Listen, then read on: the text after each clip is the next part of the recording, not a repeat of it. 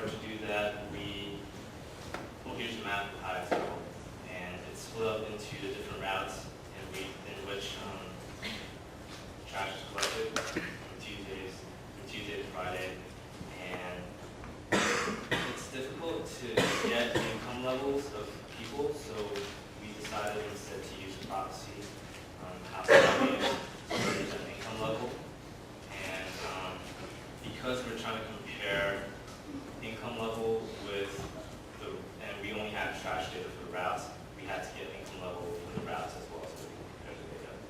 And how we went about doing so was that we went to the City of Hyattsville website to get, and they had the addresses of all the houses that were within each trash pickup route. And we also went to the Maryland Department of Assessments and Taxation to get house values of each of the houses that were in the routes. And this is all public information. It's not or anything. So we were able to get that value and we put it all in an Excel sheet. And we randomized it. We took the first 100, and we got average values for stuff. So we got the average house values for each of the routes, tons of trash, number of houses, and so we were able to get the trash per house. And what we found was that there really wasn't a correlation between income levels and the amount of trash generated. And also what we were trying to find was the attitudes and perceptions of the citizens of Hyattsville concerning the pilot program, the once-a-week pilot program, recycling and zero waste. And these are just examples of questions, survey questions that we have. How important has this changed in the pilot program? How important has the pilot program been in encouraging recycling, reducing air pollution, saving city money, helping the environment? And concerning recycling, we asked, we want to know if they were recycling kind of and what they were doing with the stuff that they were throwing out. So with all these things, whether they were throwing it in trash, recycling, private pickup, compost, they were doing something else with it. And zero waste, we wanted to see if they knew anything about zero waste and what they thought about it. It's an intent by cities to reach 0% waste reduction and 100% recycling within the next 3 years. So we just asked them whether they knew. Have they heard about it? Do you think it's a good idea? Do they think Hyattsville is good for the next 10 years? And any other questions? Thanks, Caleb. So we measured these attitudes and perceptions in 3 main ways. We had surveys, focus groups, and interviews. We have surveys online using surveymonkey.com, and that does a nice job of putting the survey answers in a neat format so we can collect the data easily and analyze the trends. We also had face-to-face surveys where we actually physically went to the City of Hyattsville, and we're continuing to do this. This picture is from the International Street Festival. So we're trying to go to community events, and we've gone to places like Safeway and parks where people aren't as receptive as we might have hoped.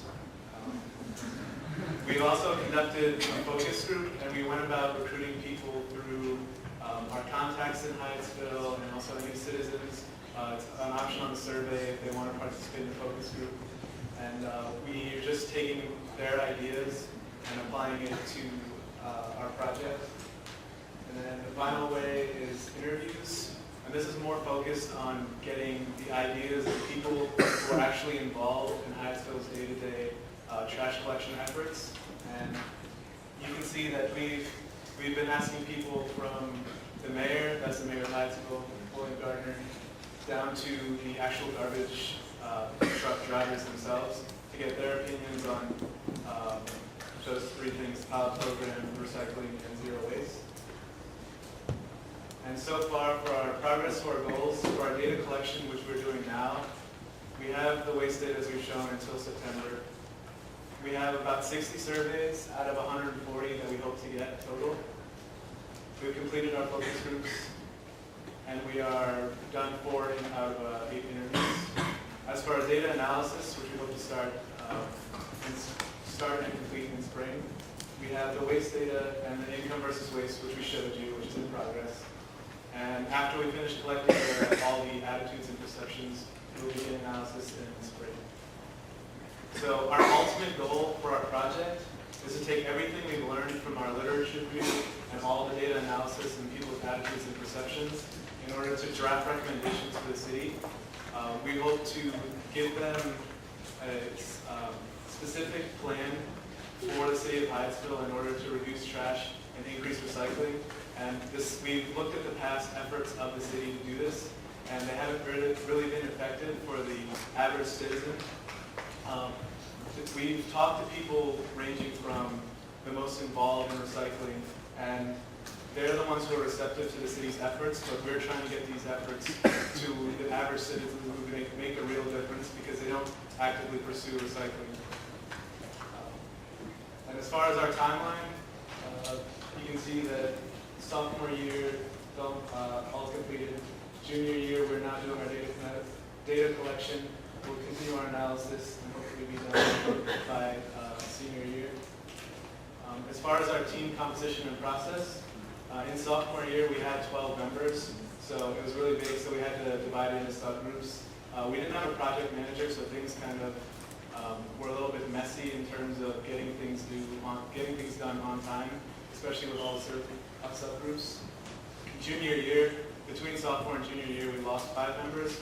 So now, instead of having any subgroups, we all have team meetings, and we divide our tasks equally. So for the surveys, for example, each person is responsible for doing 20, and for the interviews, every person has 2 interviews that they do, and for the focus groups, we all participated. And now we do have a project manager, so things are more clear-cut, and there's more accountability. As far as our advice to others, as far as team dynamics, I was just saying, you need to have some way to be accountable because people aren't just going to do things without any incentive. Whether it be grades or some other method, there needs to be some accountability in place. Having someone in charge, just having the project manager to tell everyone when things are due and to remind them. Also, as other teams have said, don't get too attached to one idea because when we had 12 members, our visions of our project were a lot different. And even in freshman year, our visions of our project changed a lot over time. So be flexible and be able to adapt. For practical suggestions, get the IRB done if you plan to work with participants as early as possible. Try to spread your meetings out over the week. It's not very productive to have one long meeting once a week where you meet for 2 hours because you don't really get much done. And one thing is to pick your GEMS meeting time before you register for classes, because if you don't do this, chances are you're going to end up meeting at like 10 p.m. or like 9 p.m. or 8 a.m. and nobody really wants that. So definitely pick a time before you have registered.